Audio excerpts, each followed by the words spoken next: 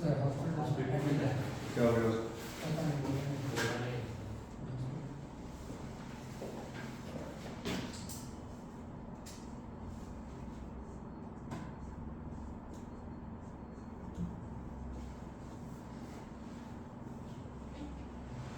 Heat क्या होती है? हीट हाँ क्या? अरे हीट क्या होती है? अबे पढ़ के आए हो गवारो। Heat is a form of energy. Actually अगर आप देखो तो वर्क की एसआई यूनिट होती है जूल्स, एनर्जी की भी एसआई यूनिट क्या होती है, और हीट की भी क्या होती है? Because heat is a form of energy. ये कौन सी एनर्जी है? इससे पहले अपन बात करते हैं what do you mean by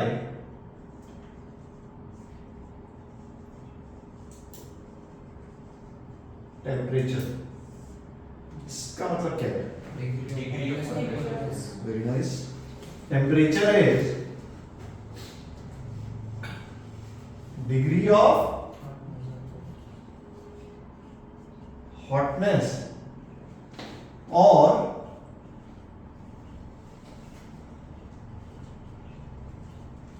coolness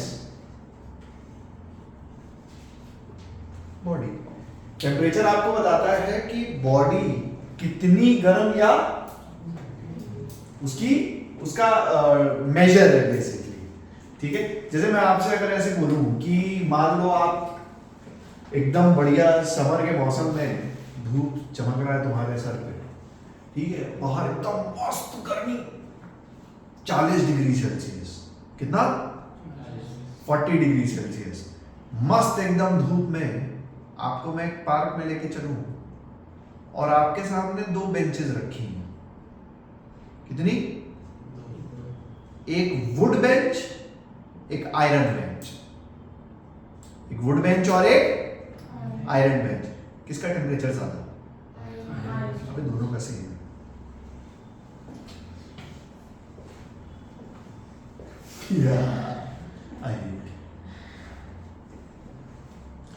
अगर मैं आपको 40 दोबारा सुनना, अगर मैं आपको एक भरी दोपहर में जिसका टेम्परेचर 40 डिग्री सेल्सियस है, इतनी गर्मी में मैं आपको एक पार्क में लेके जाऊं जहां 2 बेंचेस रखी हैं वुड और आयरन, किसका टेम्परेचर ज्यादा? अभी किसका टेम्परेचर ज्यादा? कैसे सर आप बोल रहे थे? ये जो अपने को अपन जो बोलते हैं ना आयरन बेंच ज्यादा गर्म, क्या अपन आयरन बेंच में बैठेंगे अपने को ज्यादा गर्म लगेगा? क्या अपन वुड बेंच में बैठेंगे अपने को कम गर्म लगेगा? लेकिन वुड बेंच में अगर तू 1 घंटा बैठ जाएगा ना तो तेरे को सेम गर्मी महसूस होगी जितनी आयरन बेंच में होगी। ये जो ठंडा और गर्म का कॉन्सेप्ट है ना, ये है हीट ट्रांसफर। क्या आयरन एक गुड कंडक्टर है? उस पर बैठते ही हीट ट्रांसफर शुरू होती है, पर वुड में इतनी जल्दी हीट ट्रांसफर स्टार्ट उसको हीट ट्रांसफर को टेम्परेचर से मत जोड़ो। अबे अगर मैं यहां एसी चला दूं 20 डिग्री सेल्सियस, ये एसी का टेम्परेचर कितना? मान लो मैं आप सबको ले जाऊं इस कमरे से बाहर और कल तक एसी चलता रहे, कल तक जब आप कल आओगे तो इस कमरे का टेम्परेचर कितना होगा? 20। अब सोच अगर मैं इस आयरन को टच करूंगा, इसको मैंने टच किया और एक वुड को टच किया, मुझे ज्यादा ठंडा कौन लगेगा? वो हीट ट्रांसफर की वजह से। पर इसका मतलब ये नहीं है कि इस वुड का टेम्परेचर अलग है। कुछ बात समझ आ रही है? टेम्परेचर को हीट ट्रांसफर से कंपेयर मत करो, मतलब जोड़ो नहीं साथ में। टेम्परेचर हीट ट्रांसफर अलग कॉन्सेप्ट है, ठीक है? जो गर्म लगता है ठंडा लगता है ये हीट ट्रांसफर का कॉन्सेप्ट है। टेम्परेचर, अगर इस कमरे का टेम्परेचर 40 डिग्री सेल्सियस है तो भाई साहब इस कमरे में जितनी चीजें हैं सबका टेम्परेचर 40 डिग्री सेल्सियस है, ठीक है? अगर आप आयरन चेयर पे बैठोगे ना तो आपको इंस्टेंट कोल्डनेस लगने लगेगी, बट अगर आप वुड चेयर पे आधा घंटा बैठ जाओगे तो आपको सेम कोल्डनेस महसूस होगी। कुछ समय बाद। क्या मेरी बात समझ में आई? टेम्परेचर पे पिक्चर क्लियर हुई? टेम्परेचर क्या है? डिग्री, ठीक है। हीट ट्रांसफर एक अलग चीज हो गई। कुछ बात समझ में आई? अरे पक्की बात? अरे बोलो कोई तकलीफ? Actually temperature is directly proportional to energy of molecule. ये तुमने पढ़ा होगा पहले, आई एम श्योर। टेम्परेचर का जो लेना देना है ना बच्चे,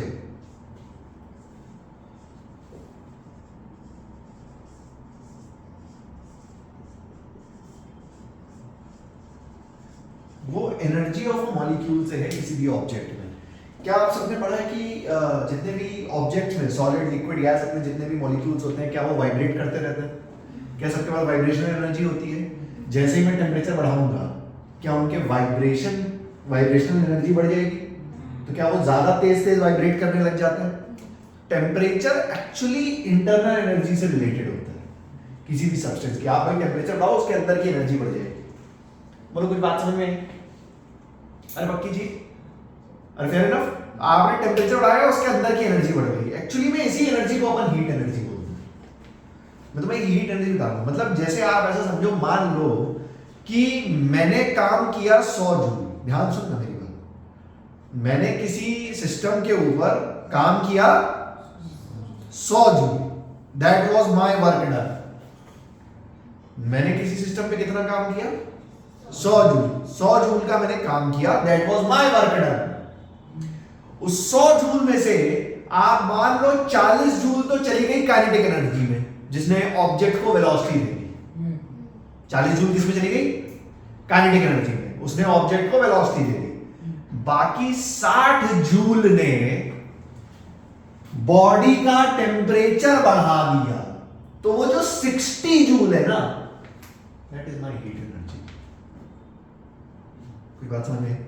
कोई अपने से पूछे भाई हीट एनर्जी, भाई ये वो एनर्जी है जो आप ऑब्जेक्ट को देते हो तो उनकी वाइब्रेशनल एनर्जी बढ़ जाती है, उस बॉडी का टेम्परेचर बढ़ जाता है। क्या मेरी बात समझ में है? क्या अपन को हीट एनर्जी समझ में आ रही है कि हीट कौन सी एनर्जी है?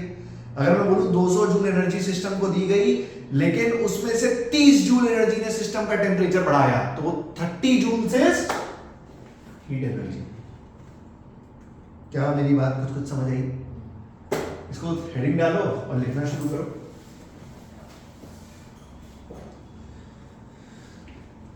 सबसे पहले टेम्परेचर की डेफिनेशन लिख लो। It is a degree of hotness और कोल्डनेस ऑफ अ बॉडी। बचपन से पढ़ते आ रहे हो तुम।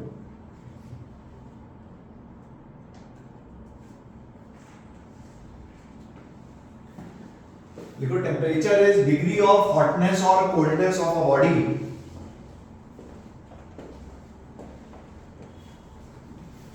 Temperature is degree of hotness और coldness of a body.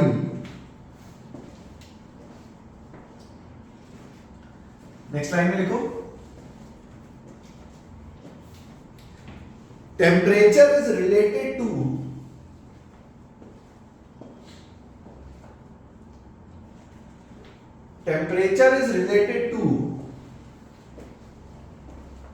energy per molecule of a medium. Temperature is related to energy per molecule of a medium. Full stop. Higher the energy of a molecule, indicates higher temperature. Higher the energy of a molecule indicates higher temperature.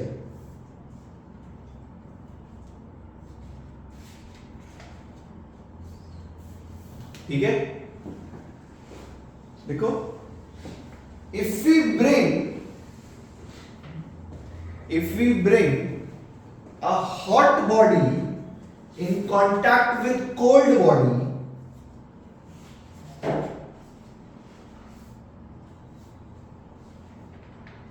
if we bring hot body in contact with cold body,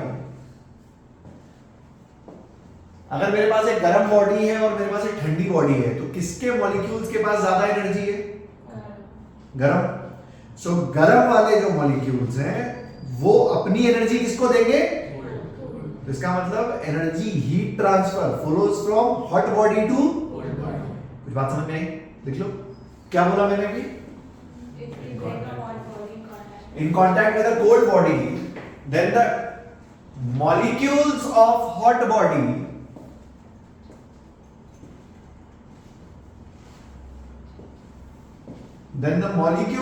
hot body will pass on their energy to molecules of cold body.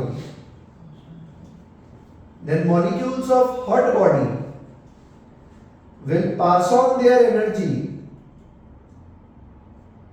to molecules of cold body.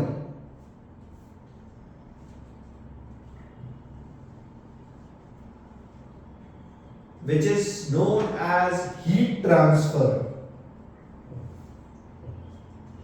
Which is known as heat transfer.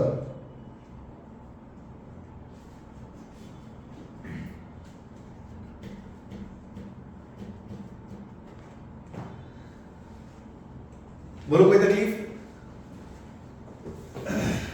क्या temperature का concept clear है?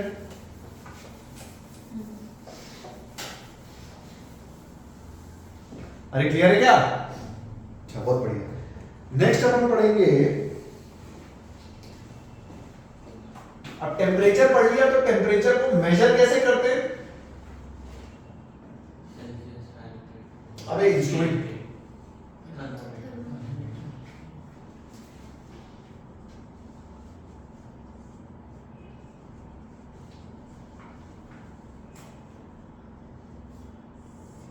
इस branch को बोलते हैं thermometry. ठीक है, किस ब्रांच को? जो टेम्परेचर मेजर करना सिखाती है। सिंपल सी चीज। तो तुम कौन कौन से स्केल पता है तुम्हें? Celsius, Fahrenheit and Kelvin. और कोई स्केल पता है? ल्यूमर स्केल, रेक्लाइन स्केल, सेल्सियस, फ़ारेनहीट, केल्विन। क्यों? स्टैंडर्ड स्केल से। कौन से स्केल से? अच्छा, कन्वर्जन पता है क्या? सेल्सियस से फ़ारेनहीट, फ़ारेनहीट से केल्विन, सेल्सियस से केल्विन। हाँ,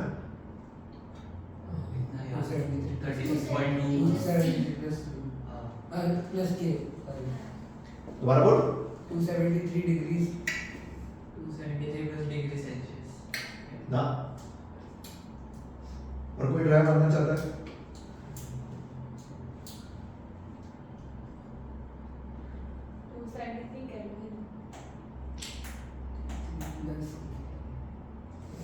या पहले तो तुम्हें याद है, तुम्हें वो फॉर्मूला कुछ पढ़ाया गया था डिग्री फ़ारेनहीट से सेल्सियस में कैसे कन्वर्ट करते हैं? कुछ इतना माइनस इतना अपॉन इतना कुछ मैं तुम्हें हकीकत बताऊं, तुम्हें वो फॉर्मूला याद करने की जरूरत ही नहीं थी।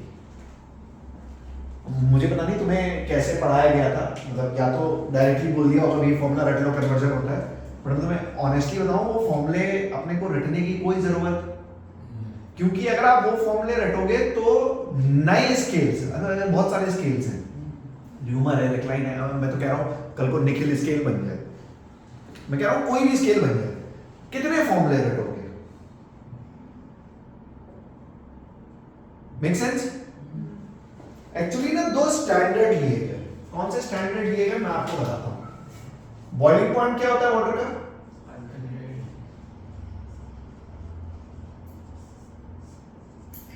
अरे बोलो। 100 डिग्री सेल्सियस। किसी को फ़ारेनहीट स्केल पता है क्या?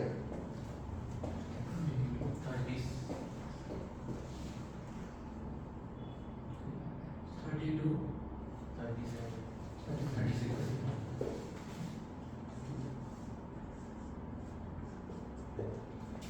केल्विन स्केल में पता है क्या?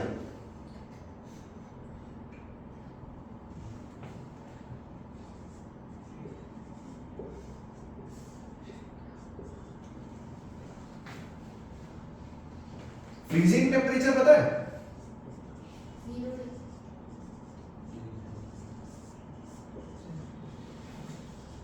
Freezing point 0 degree Celsius, Fahrenheit scale में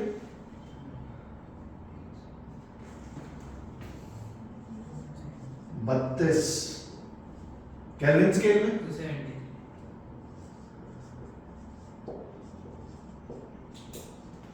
0.15 होता है, इसलिए मैं गलत बोल रहा हूँ। ठीक है, अब मान लो कि भाई मैं आपको बोलूं, ध्यान सुनना मेरी बात, ये स्टैंडर्ड्स हैं वाटर के उस पे लिए गए कि भाई वाटर का बॉइलिंग पॉइंट इतना होता है, इस स्केल में इतना, इस स्केल में इतना, इस स्केल में इतना। तो ये स्टैंडर्ड्स हैं। जैसे किसी को भी अपना स्केल बनाना होता है, जैसे मान लो आज निखिल बोले भाई मुझे निखिल स्केल बनाना है, तो निखिल स्केल में वाटर का बॉइलिंग पॉइंट और फ्रीजिंग पॉइंट क्या है वो मेजर कर लेगा और बता देगा दुनिया वालों को भाई निखिल स्केल में वाटर का बॉइलिंग पॉइंट इतने डिग्री पे है और फ्रीजिंग पॉइंट इतने डिग्री पे है। क्या मेरी बात समझ में आई? मतलब ये स्टैंडर्ड है जो स्केल में मेजर कर लिए जाते हैं। बात समझ आ रही है? अब इसके आगे की कहानी बड़ी सिंपल है। कैसे? जैसे मान लो मैं आपसे बोलूं कि भाई 10 डिग्री सेल्सियस को फ़ारेनहीट में कन्वर्ट करो। 10 डिग्री सेल्सियस को देख मेरी बात ध्यान सुन, इस स्केल को ना मैं ऐसे बनाता हूं, degree Celsius, degree Fahrenheit and kelvin.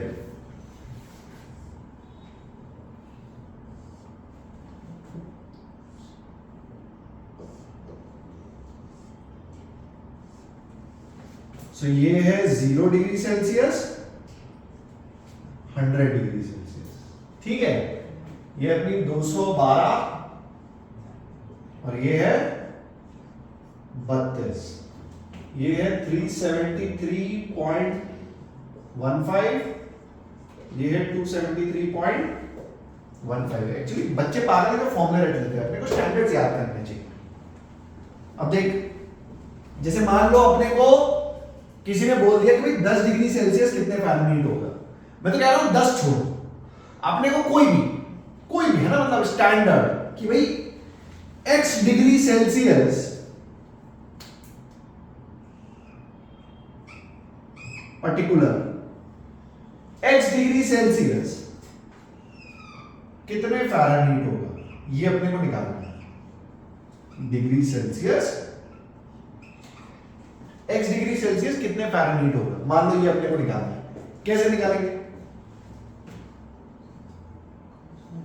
0 degree 32. Simple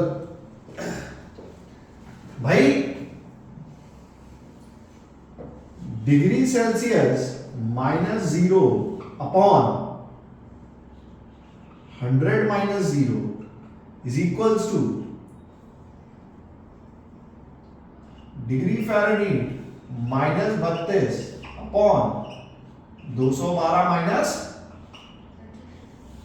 तुमको जान के हैरानी होगी यही फॉर्मूला तुम्हें रटा दिया जाता है। ये समझ में आया मैंने क्या किया? Basic unitary method, this upon this is equal to this upon this. अभी यूनिटरी मेथड पढ़ा है कुछ? स्केल तो सेम होनी चाहिए ना। अगर बॉइलिंग पॉइंट है और फ्रीजिंग पॉइंट है तो स्केल की रीडिंग तो सेम होनी चाहिए।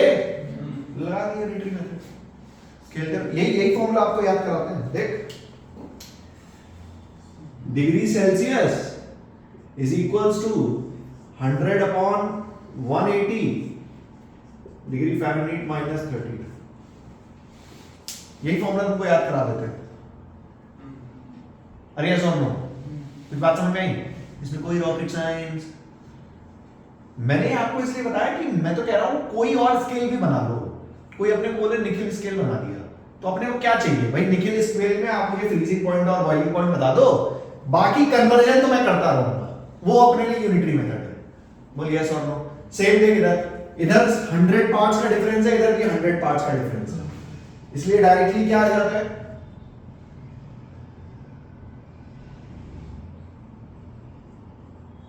क्या आ जाता है? Degree Celsius plus 273.15 is equals to kelvin. अरे यस और नो? तो कहने का मतलब है कि थर्मोमेट्री में अगर आपको एक स्केल से दूसरे स्केल में कभी भी कन्वर्ट करना हो तो कोई स्टैंडर्ड फॉर्मूले रटने की जरूरत नहीं है, प्रोसेस समझ लो, सिंपल यूनिटरी मेथड से सॉल्व होते हैं। ठीक है, मैं तो कह रहा हूं डिग्री फ़ारेनहाइट से केल्विन में कोई करने को बोल दे, क्या अपन कर सकते हैं? कोई बड़ी बात नहीं, सिंपल यूनिटरी मेथड। हाँ, जो अपने को याद होना चाहिए वो ये। क्या मेरी बात कुछ समझ आई?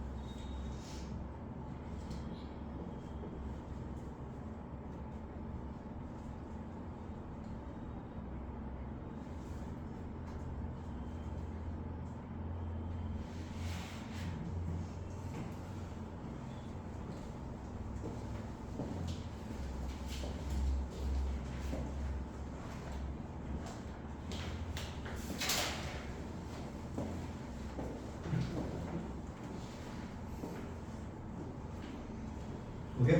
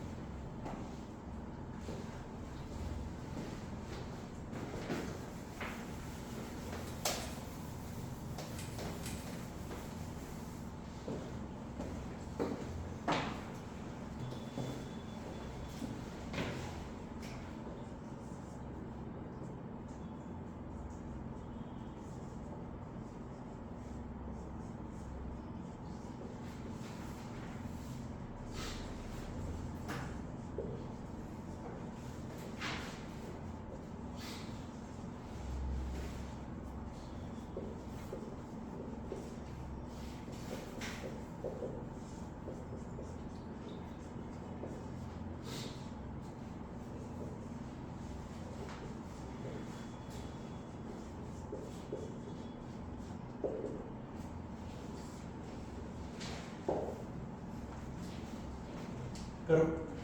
If in Nikhil scale, boiling point is 80 Nikhil and freezing point is 0 Nikhil, then 32 Nikhil is how much degree Celsius?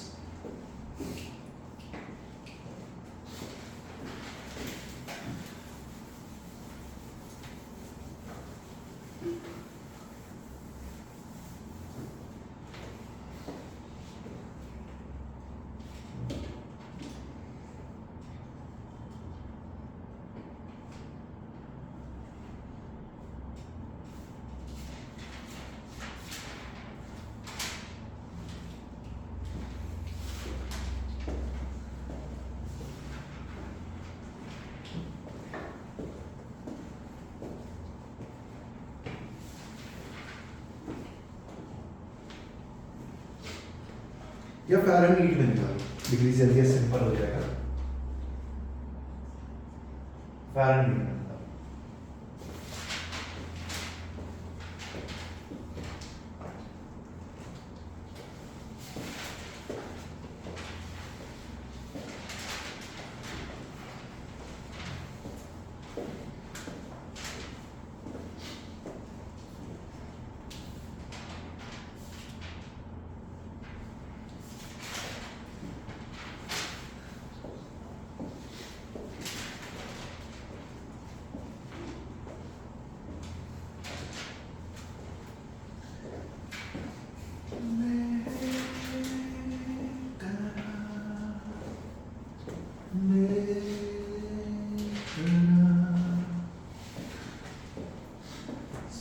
भाई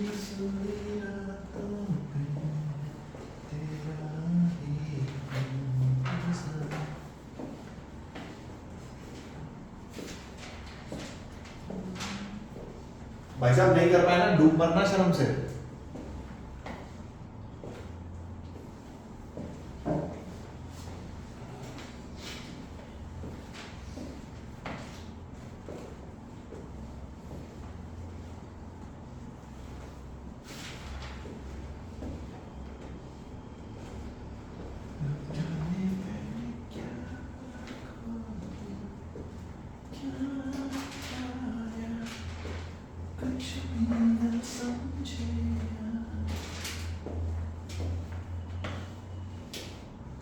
कितना?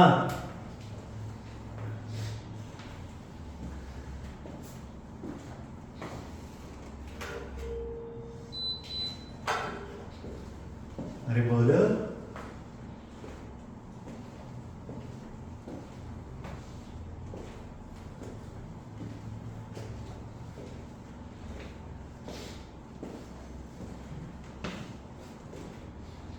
अबे यूनिटरी मेथड नहीं लगा पा रहे। 104 हाँ 104 सही है। और किसी का है?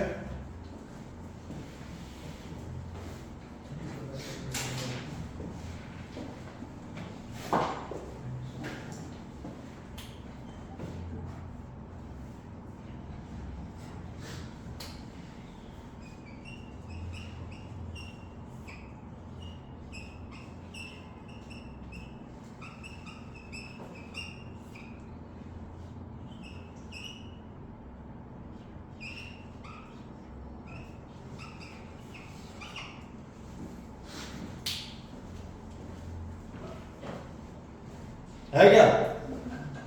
हाँ है? यस मिस्टर निखिल, वही देख लो, इसमें क्या किया है?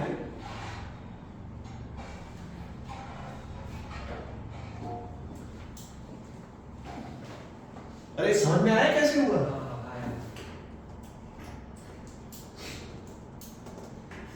2 साल अपने जीवन काल के पहले चले जाओ, सोचो इस टाइप के क्वेश्चंस तुम्हें कितने टफ लगते थे। इसको उसमें कन्वर्ट करो, उसको उसमें कन्वर्ट करो, क्या है ये लो। मैं तो कह रहा हूँ कोई भी स्केल ला के रख दो मेरे सामने, मैं तो कन्वर्ट करके दे दूंगा, अपने लिए कोई बड़ी बात। बच्चों खेल। एक और लिखो, लिखो find out the temperature at which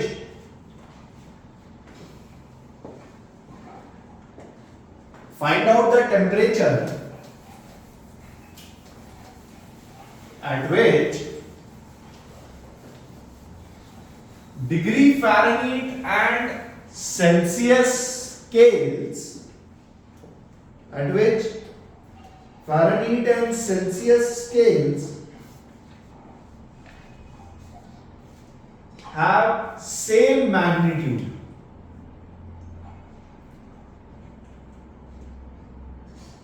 Have same magnitude.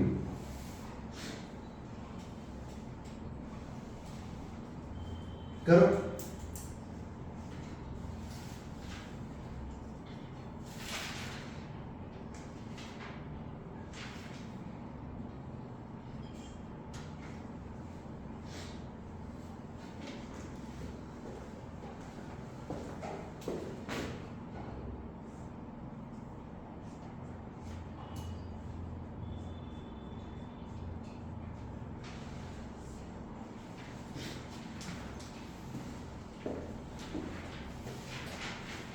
सारा ज़माना हसीनों का दीवाना, ज़माना का फ़कीर।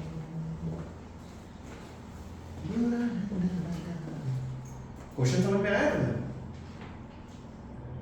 हाँ मतलब वो जो टेम्परेचर जो लिखा एक पॉइंट पे कब सेम होगा। हाँ बराबर, मैग्नीट्यूड कब सेम होगा? -40 हाँ सही, बिल्कुल ले, बेहतरीन। क्या टफ था? कैसी बात है? कैसे करना -40 डिग्री सेल्सियस पे जब आएगा तो -40 फ़ारेनहाइट के लिए दिखाएगा। अरे ऐसा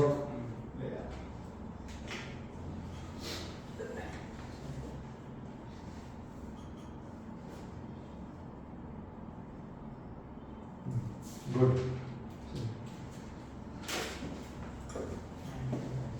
कितना आया? हाँ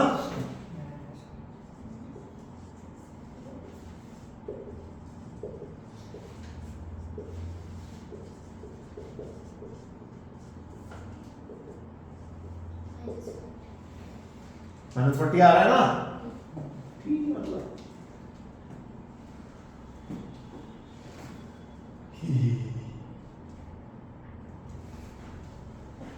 अबे मैं सही बता रहा हूँ, मैं ऐसे फालतू टाइम पास सवाल और नहीं कराऊंगा थर्मोमेट्री में। तू क्या करता है? समझ में आया तेरे को? बोलो कोई तकलीफ? पक्की बात? हाँ चलो आगे बढ़ते हैं कैलोरीमेट्री सेगमेंट में। अब बेसिकली अपन वही करने वाले हैं जो तुम 10th में करके आए हो, ठीक है? ये आईसीएसई बोर्ड सीबीएसई में तो था नहीं। खैर कैलोरीमेट्री में आगे बढ़ते हैं। तो अपन शुरू करते हैं कैलोरी से।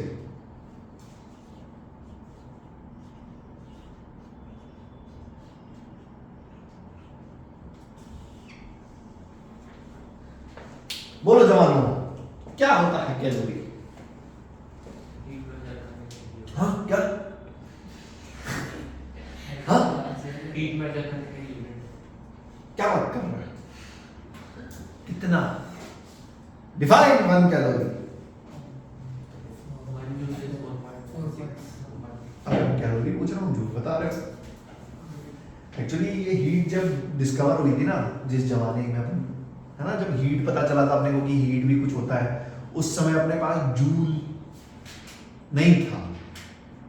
जिस जमाने में हीट आई थी ना, लोगों को पता चला कि अच्छा हीट कुछ होती है, उस जमाने में जूल नहीं था। तो उस जमाने में हीट को अपन कैलोरीज में मेजर करते थे। तो अपन ने क्या बोला भाई, व्हाट इज 1 कैलोरी? भाई it is the amount of energy required to raise the temperature of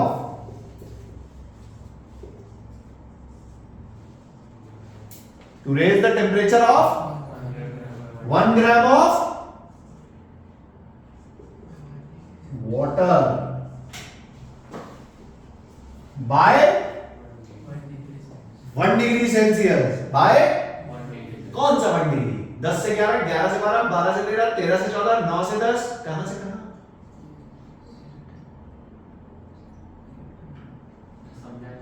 अरे 1 डिग्री से तो बढ़ाना है, बट किस टेम्परेचर? 0 से 1? 14 to 15। हाँ कुछ याद है। 13.5 degree Celsius to 14.5 degree Celsius, ठीक है? 13.5 degree Celsius to 14.5 degree Celsius. और आगे चल के जब हमें जूल मिला तो हमने क्या बोला? 1 कैलोरी इज 4.18 जूल्स, जिसको अप्रोक्सीमेटली न्यूमेरिकल्स में हम 4.2 भी, है ना, इसको अप्रोक्सीमेटली न्यूमेरिकल्स में 4.2 ले लिया जाता है। अब इसको समझो पहले ध्यान से, मैं तुम्हें कहानी बताता हूं वीक। भाई जब हीट डिस्कवर हुई उस जमाने में, तो अपने पास जूल नहीं था, तो लोगों ने बोला कि ठीक है भाई, हीट को हम कैलोरी में मेजर करेंगे। तो अब कैलोरी को डिफाइन करना है, तो उन्होंने बोला कि भाई जितनी एनर्जी से 1 ग्राम पानी का टेम्परेचर आप 13.5 से 14.5 ले जाओगे, उस एनर्जी को हम 1 कैलोरी बोलेंगे, ठीक है? मतलब 1 कैलोरी एनर्जी अगर आप 1 ग्राम पानी को दोगे तो उसका टेम्परेचर 13.5 से 14.5 चला जाएगा। और बाद में जैसे ये कहानी डिफाइन हो गई, लोगों ने हीट पढ़ना शुरू किया, वाह वाह बहुत मजा आया। उसके बाद आगे चले तो लोगों ने देखा भाई जब आप काम करते हो तो उससे हीट बनती है, तब जाके उन्होंने जूल और कैलोरी में रिलेशन निकाला। ठीक है, कहने का मतलब है जैसे मान लो अपने पास एक टैंक है पानी का, अगर उसको मैं चर्न करूं तो क्या उसका टेम्परेचर थोड़ा सा बढ़ जाएगा? क्यों? मैंने वर्क किया which converted into heat energy. वहां से जाके हमें जूल और कैलोरी, वर्क डन और हीट एनर्जी में रिलेशन मिला, जो रिलेशन ये आया। कुछ बात समझ में आई? So 1 calorie is defined as the amount of energy which is given to 1 gram of water to raise its temperature by 1 degree Celsius। क्या मेरी बात समझ में आई? Done?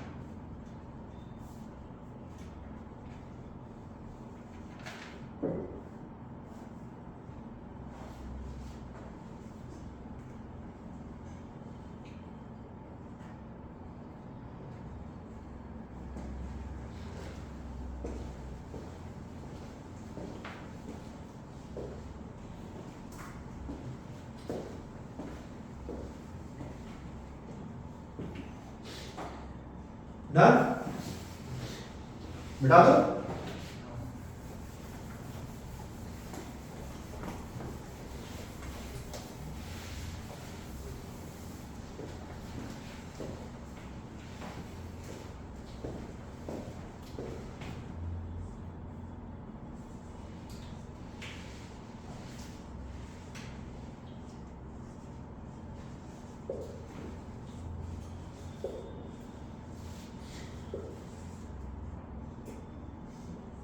Specific heat capacity, specific heat,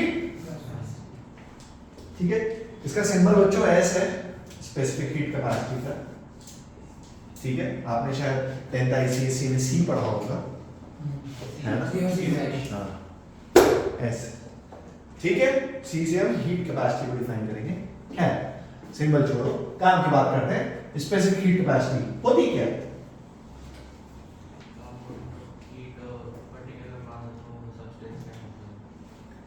ये वो हीट एनर्जी है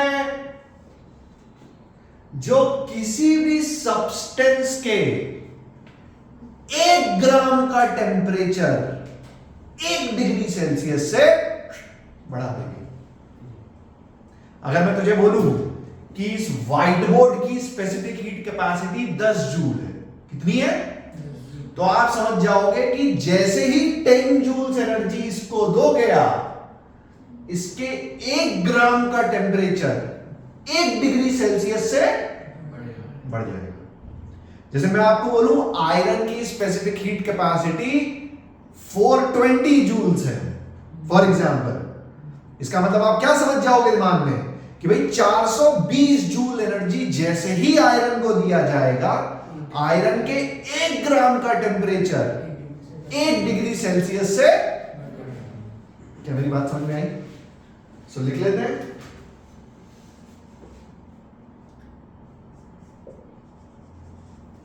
it is the amount of heat energy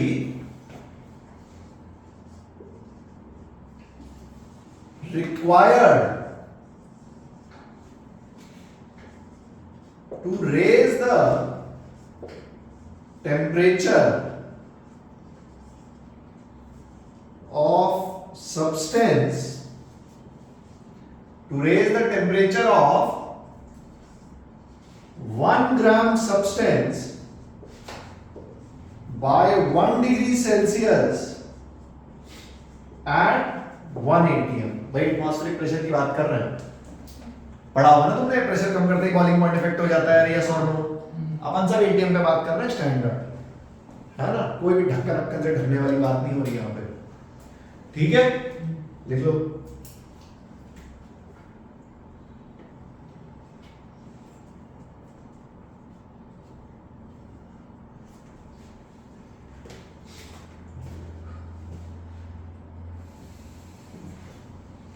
हो गया? तू मेरे सामने, मैं तेरे सामने, तुझको देखो तो प्यार करूं।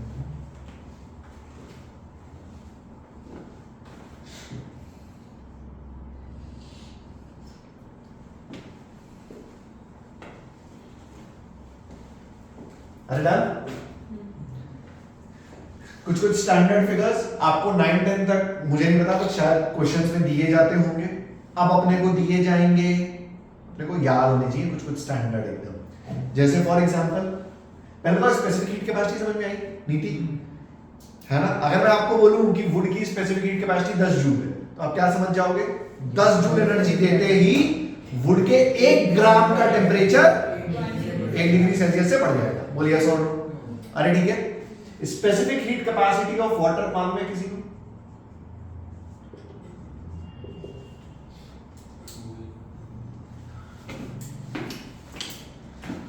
ये भूल कैसे जाते हो? Specific heat capacity of water होती है बच्चों 1 कैलोरी पर ग्राम पर डिग्री सेल्सियस। ये यूनिट है, ठीक है? इसका मतलब हम क्या समझ गए? 1 कैलोरी। अबे वही तो पढ़ा था, 1 कैलोरी की डेफिनेशन भी तो यही थी। अबे 1 कैलोरी की डेफिनेशन भी तो यही थी। अबे थी ना?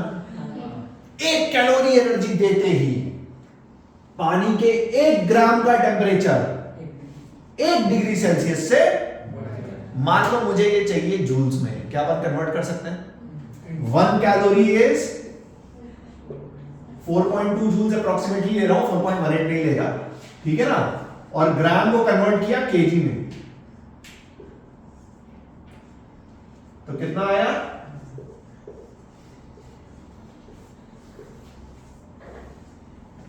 देख, 4200 जूल्स पर केजी पर डिग्री सेल्सियस। इसका मतलब अगर मैं 4200 जूल एनर्जी पानी को दूंगा, अगर मैं 4200 जूल्स एनर्जी पानी को दूंगा, तो 1 किलो पानी का टेम्परेचर 1 डिग्री सेल्सियस से, और अगर मैं 4200 जूल एनर्जी पानी से निकाल लूंगा, तो 1 किलो पानी का टेम्परेचर 1 डिग्री सेल्सियस से। क्या बात समझ में आती है? इसमें कोई तकलीफ? आइस की पता है क्या किसी को बाय एनी चांस? तुम्हें वाटर की नहीं पता थी, आइस की कहां से बताओ? मैं भी कैसी बातें कर रहा हूं बेटा। स्पेसिफिक हीट ऑफ आइस होती है 1/2 कैलोरी पर ग्राम पर डिग्री सेल्सियस। मैं मान के चलूंगा कि तुम जूल केजी में कन्वर्ट कर लोगे जब व्हेन रिक्वायर्ड। खैर अपन को ये याद होनी चाहिए भाई, पानी की होती है 1, आइस की होती है, सुन रही हो? सुन रही बात? ध्यान सुन, ध्यान। पहले तो स्पेसिफिक हीट कैपेसिटी का कॉन्सेप्ट बहुत बढ़िया समझ में आया। अरे पक्की बात, कोई तकलीफ? देख, ध्यान सुनना मेरी बात। मान ले, क्या कर, मान ले, क्या कर, मान ले, क्या कर, मान ले कि एक कंटेनर में पानी है। क्या है?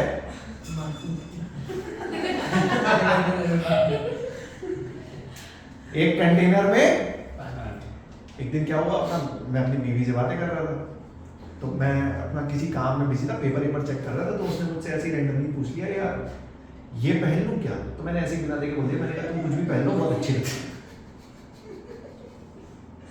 कुछ भी पहन लो, बहुत अच्छी लगती है।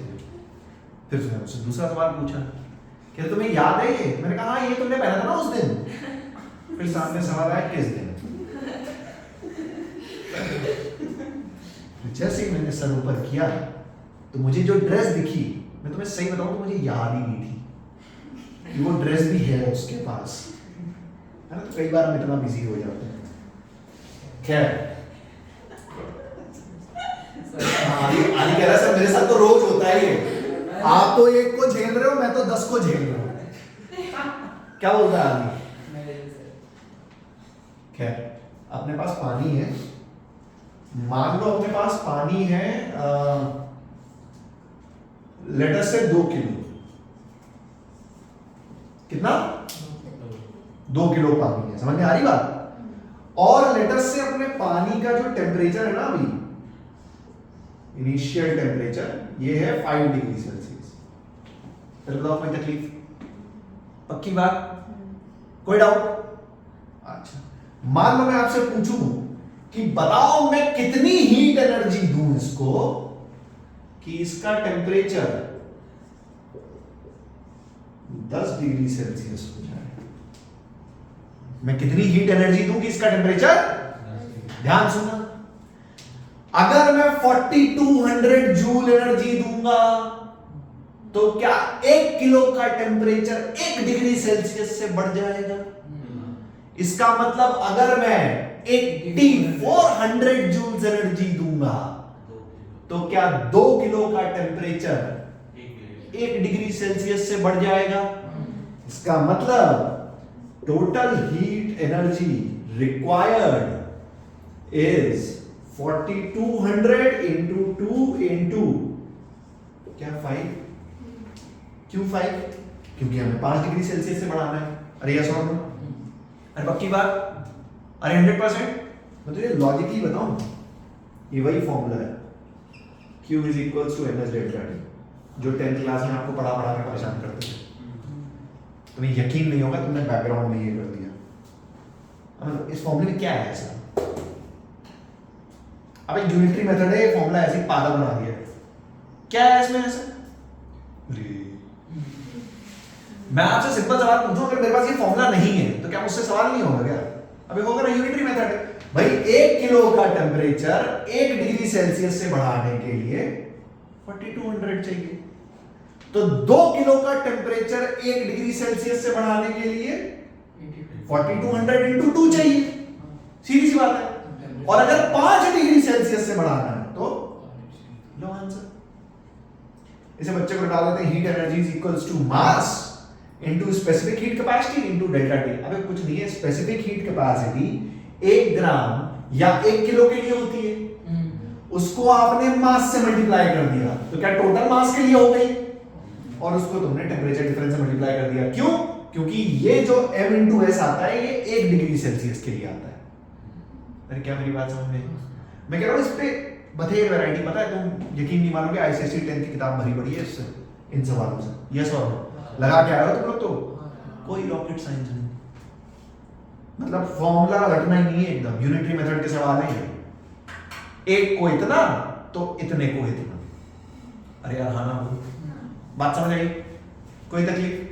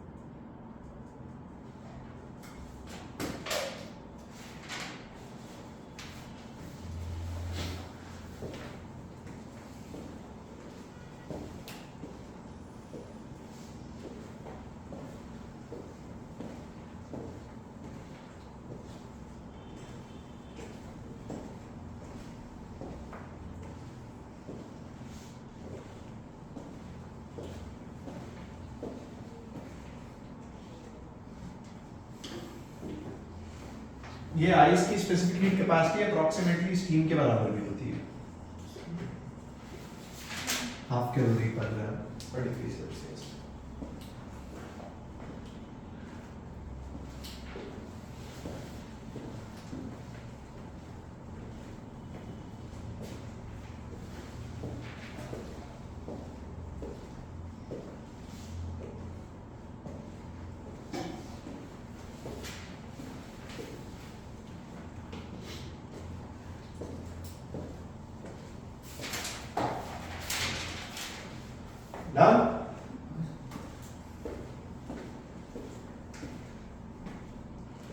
बिठा दूं?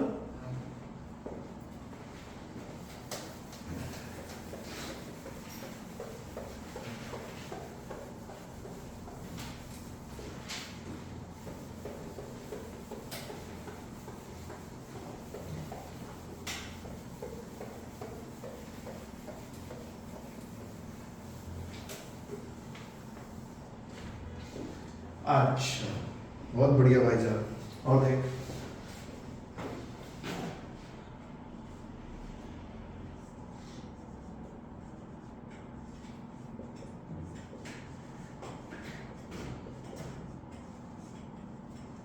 जब मैं एक ठंडी और एक गर्म चीज को मिक्स करता हूं तो क्या होता है?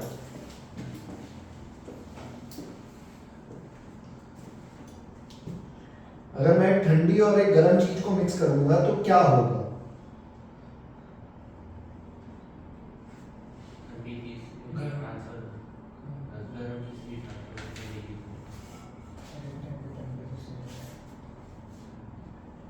अरे अगर मैं एक ठंडी चीज को गर्म चीज में मिक्स करूंगा तो क्या दोनों का फाइनल टेम्परेचर सेम हो जाएगा? अरे होगा नहीं होगा?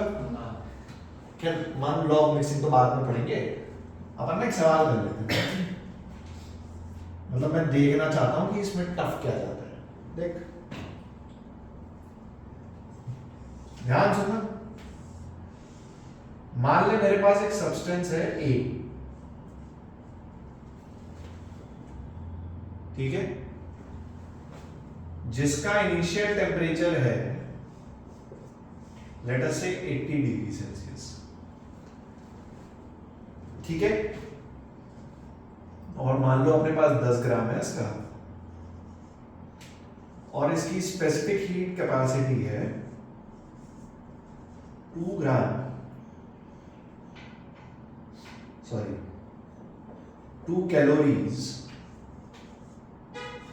पर ग्राम पर डिग्री सेल्सियस, ठीक है। और एक दूसरा मेरे पास ऑब्जेक्ट है बी, लेट अस से 20 ग्राम्स, इसकी स्पेसिफिक हीट कैपेसिटी है 4 कैलोरी पर ग्राम पर डिग्री सेल्सियस, और इसका इनिशियल टेम्परेचर है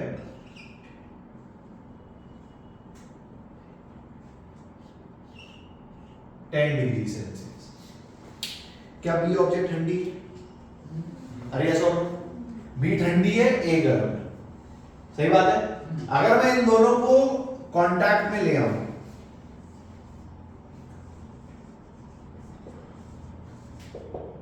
अगर मैं इन दोनों को कांटेक्ट में ले आऊं तो क्या थोड़ी देर बाद दोनों का टेम्परेचर सेम हो जाएगा?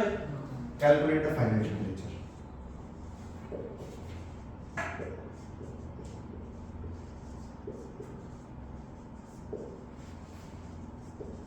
मैं तो कहता हूं कि भाई जब आप इन दोनों को मिक्स करोगे तो क्या ये एनर्जी लूज करेगा? तभी तो ठंडा होगा।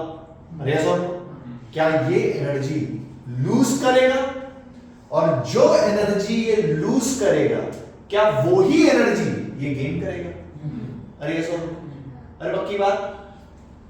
लेट अस से कि फाइनली इसका टेम्परेचर हो जाता है T और फाइनली इसका भी टेम्परेचर हो जाता है T, तो क्या आपने तो लॉजिकली समझ में आएगा कि T जो है वो 10 डिग्री सेल्सियस से बड़ा होगा और 80 डिग्री सेल्सियस से छोटा होगा। बोलो कोई तकलीफ? अरे पक्की बात। तो तू सोच कि इसने एनर्जी कितनी दी T तक जाने के लिए? M into S into delta T। अरे ऐसा क्या इतनी एनर्जी इसने दी 80 से T तक जाने के लिए? अरे दी नहीं दी। क्या यही एनर्जी इसने ली 10 से T पे आने के लिए? अरे ली। M into S into delta T।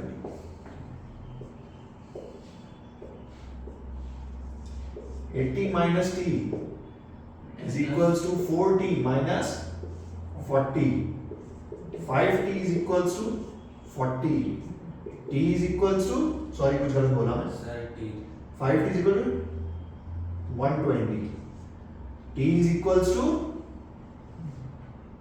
कितना हुआ 120 by 5. How much?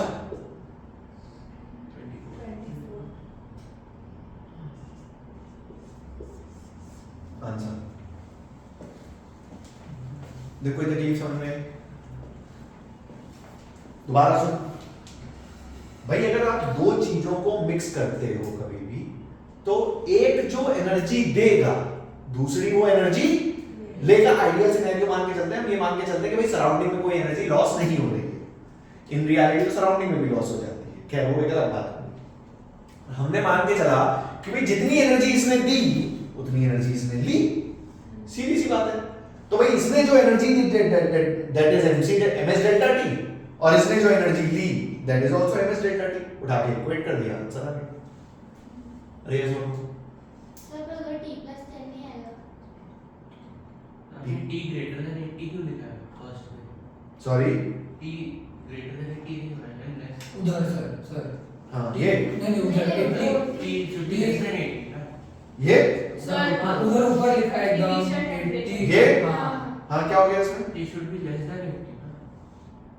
हाँ तो ये हाँ और उधर भी T should be greater than 10 less than 10.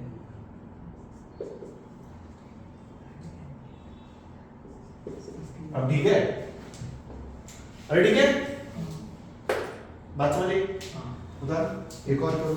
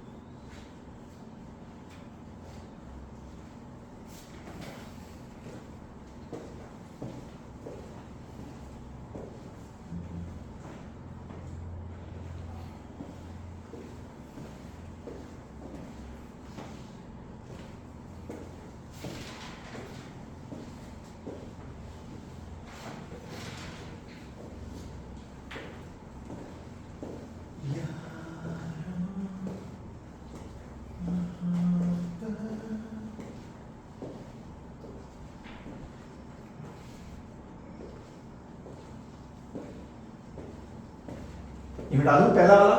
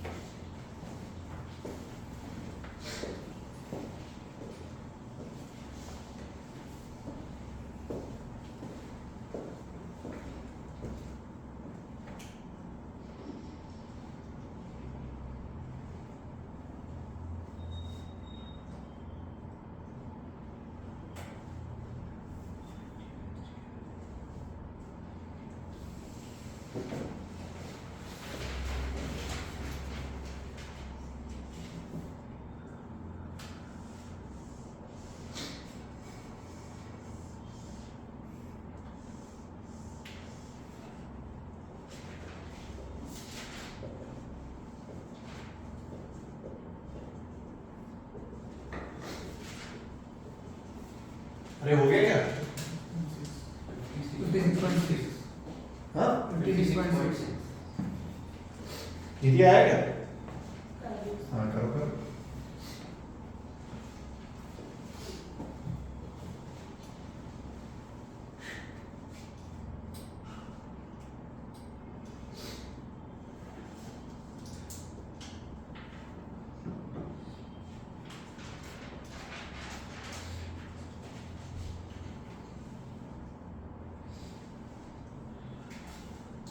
हो गया? अरे वाह सीधे हो। तेरा भी आ गया? अरे वाह।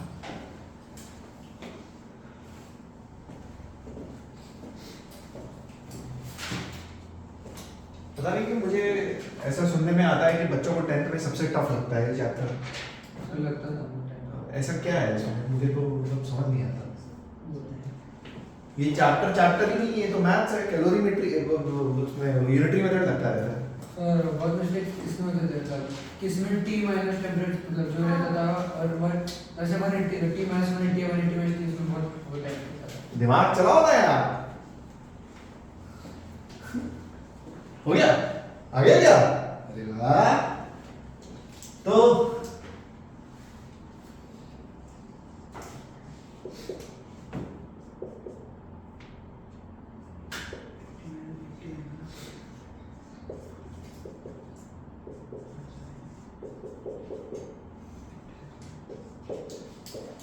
सही है क्या? हाँ सही है ना? ये कितना आ रहा है?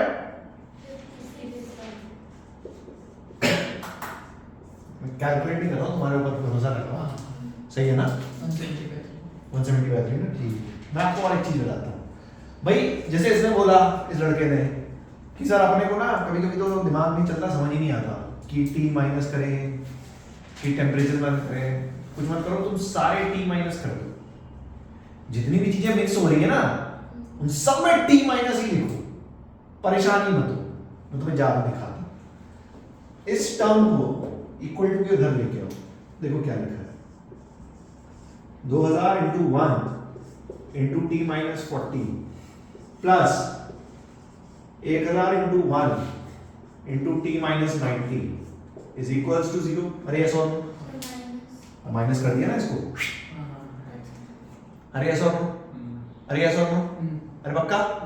इन शॉर्ट अगर मैं बोलूं कि आप जितनी भी चीजें मिक्स कर रहे हो सबके लिए m1s1 delta T plus m2s2 delta T plus m3s3 delta T should be equal to 0, तो तू बुरा तो नहीं मानेगा?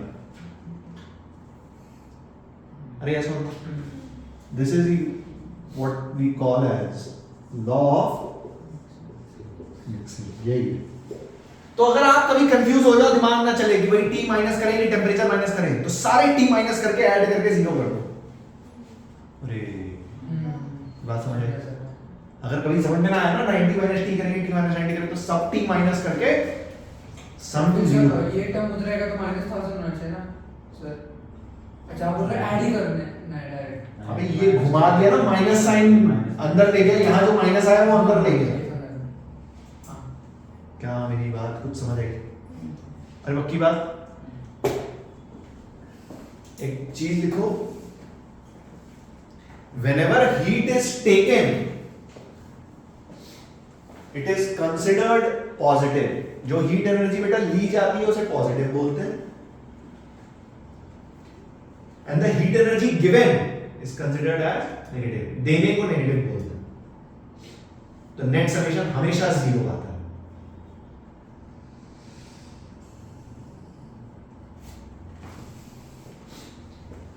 जो हीट एनर्जी ली जाएगी वो पॉजिटिव, जो दी जाएगी वो नेगेटिव, तो नेट समेशन हमेशा 0 आएगा। ठीक है? एक और करो।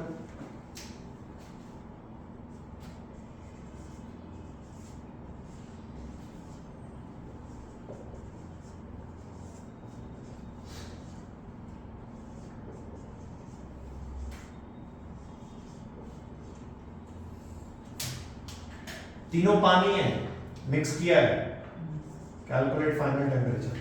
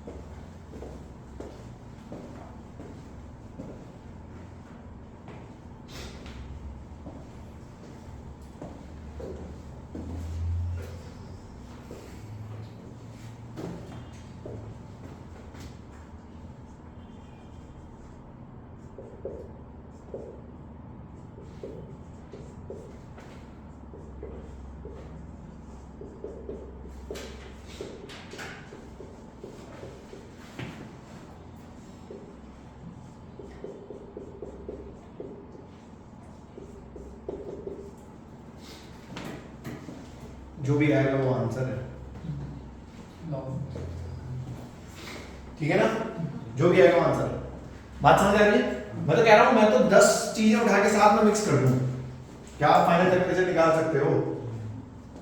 निकाल सकते हो ना? ठीक है, मतलब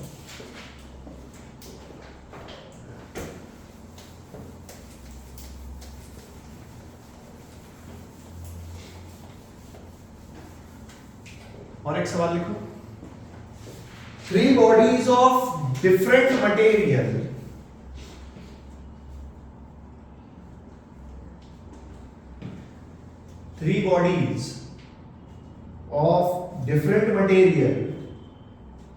but same mass.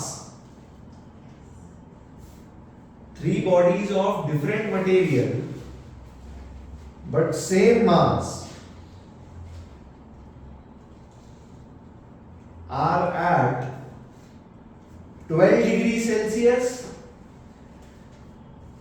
15 degrees Celsius and 20 degrees Celsius.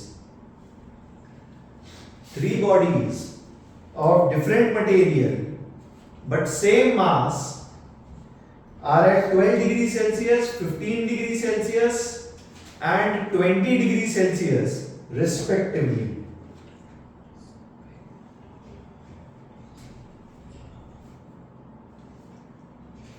ठीक है, ब्रैकेट में लिखो, नहीं ब्रैकेट नहीं, फुल स्टॉप के आगे लिखो, if first and second body are touched, if first and second bodies are touched, the final temperature is 13 degrees Celsius, 13.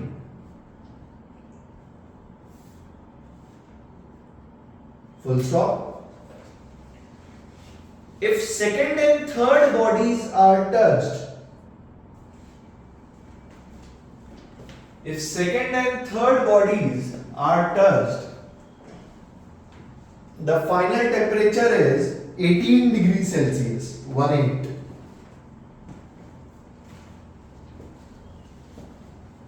Full stop. What will be the final temperature? What will be the final temperature if first and third bodies are touched? करो try.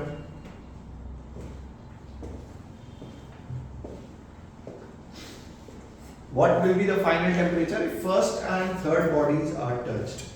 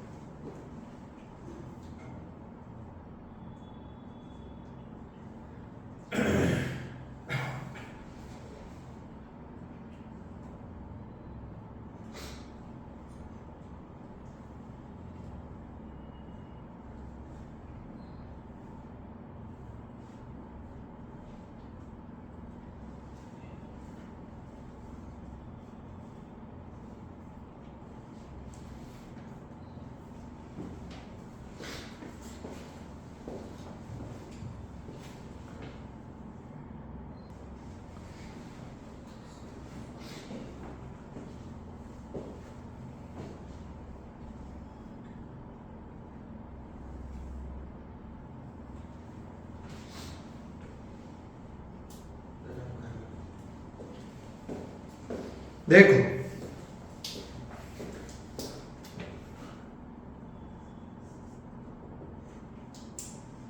अपने पास तीन body हैं, ए, B and सी। ए का temperature कितना दिया है मैंने? B का और सी का? तीनों का मास m, सेम मास दिया हुआ है, बट मटेरियल अलग है। तो इसकी स्पेसिफिक हीट कैपेसिटी SA, इसकी SB और इसकी SC। हमेशा रफ डायग्राम जरूर बनाया करो। अब आपसे कह रहा है कि भैया A और B को मिक्स किया, तो जब A और B को मिक्स करेंगे फाइनल टेम्परेचर क्या हो जाता है? 13 डिग्री सेल्सियस। मतलब मास into specific heat capacity of A into 13 minus 12 is equal to mass into specific heat capacity of B into 15 minus 13। पहले बताओ कोई डाउट? कोई डाउट है?